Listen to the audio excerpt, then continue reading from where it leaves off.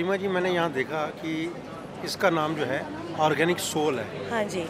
तो ऑर्गेनिक तो पता चलता है, सोल का क्या मतलब है इसके साथ? सोल का मतलब है ये मेरे लिए एक पैशन है, ये मेरी रूह से जुड़ा हुआ है और इसके फ़ायदे इतने अनेक हैं कि मैं इसको अपनी रूह का एक हिस्सा मानती हूँ। इसीलिए अच्छा मेरा लोगो भी बैंयन ट्री है, अगर आपने देखा होगा। तो जो अपना ये बरगद का पेड़ होता है, उसकी जो रूट्स होती हैं, जड़ें होती हैं, वो बहुत नीचे जाती हैं। एंशंट होता है, बहुत पुराना होता है। तो ऑर्गेनिक का भी काफ़ी हद तक यही हाल है जी। जब मैं कई फार्मर्स के साथ मैंने काम किया तो उनको ऑर्गेनिक के बारे में बताया, तो एक दो ने मुझे मुड़ के बोला कि जो आप हमें ज्ञान दे रही हैं, हमारे बाप दादा तो वही करते थे।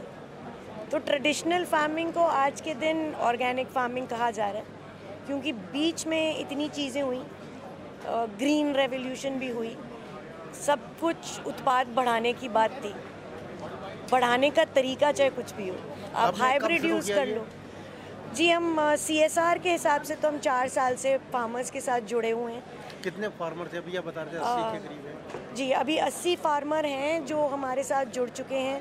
हमारी एक संस्था है NGO शिव शक्ति करके, तो उनकी जितनी रजिस्ट्रेशन है, उनकी सारी फॉर्मेलिटीज़ में उन्हें हेल्प करना, उसकी सारी पेमेंट हमने अपना बीड़ा समझ के किया है। हम इनके लिए रेगुलर वर्कशॉप्स भी ऑर्गेनाइज करते रहते हैं कि अगर आप जैविक जाना चाहते हो तो जैविक जाने के उपचार क्या हैं, जब उनको दिक्कतें आती हैं तो उस दिक्कतों से निकलना कैसा है, वगैरह वगैरह।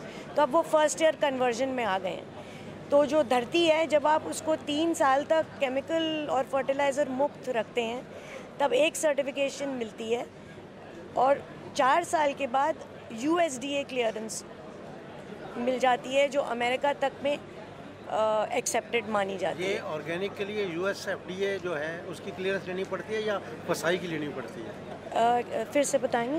एक्चुअली आपने कहा जी, FSSAI की भी ज़रूरत होती है। जैसे आप मेरे डब्बे को देखेंगे, ये FSSAI, उसका है, ये USDA है, ये इंडिया ऑर्गेनिक है, ये मेरी सर्टिफाइंग एजेंसी है SGS करके, और ये जैविक भारत का सिंबल है। ये आपकी सर्टिफाइंग एजेंसी है, इसका मतलब आप भी सर्टिफिकेट देते हैं? नहीं जी, मेरी मतलब जिनने ऑर्गेनिक सोल को सर्टिफिकेशन दी हुई है। कितने प्रोडक्ट हैं आपके? मेरे करीब 80 से ज़्यादा प्रोडक्ट हैं जी।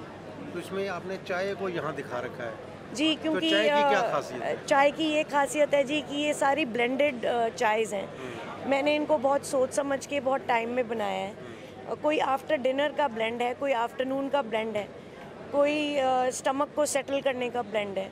मैं सिर्फ इंडियन चाय और इंडियन हर्ब्स के साथ काम करती हूँ, तो इसीलिए इन चाय को बहुत अप्रिसिएशन मिल रही है और मैं जितने चाय और हर्ब्स यूज़ करती हूँ सभी जैविक हैं।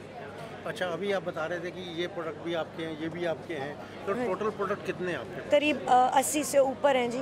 हम आटे बनाते हैं, हमारे पास चावल होता है, 8-10 तरह के मसाले, 8-10 से भी ज़्यादा, करीब 13 तरह की दालें, गुड़ का पाउडर, ब्राउन शुगर, शहद। कोई लग रहा है आपको कि जो अभी आपने एक प्रोडक्ट नहीं लिया हो जिसको लेना चाह रहे हैं? अभी तो मुझे लगता है कि इसका जो अगला कदम होना चाहिए वो प्रोसेस्ड में होना चाहिए। जैसे आजकल लोगों के पास ज़्यादा टाइम नहीं होता, तो कई चीज़ें वो चाहते हैं कि हम गरम करें और खा लें, तो उसमें भी जैविक क्यों ना जाए। तो मतलब आपको लग रहा है कि अभी तक ऐसा कोई नहीं आया है कि ready to eat? Ready to eat में बहुत कम प्लेयर्स आए हैं जी। तो अभी उसके अपने अलग चैलेंजेस हैं। हाँ, आगे ज़रूर मैं ये करना चाहूँगी। Thank you.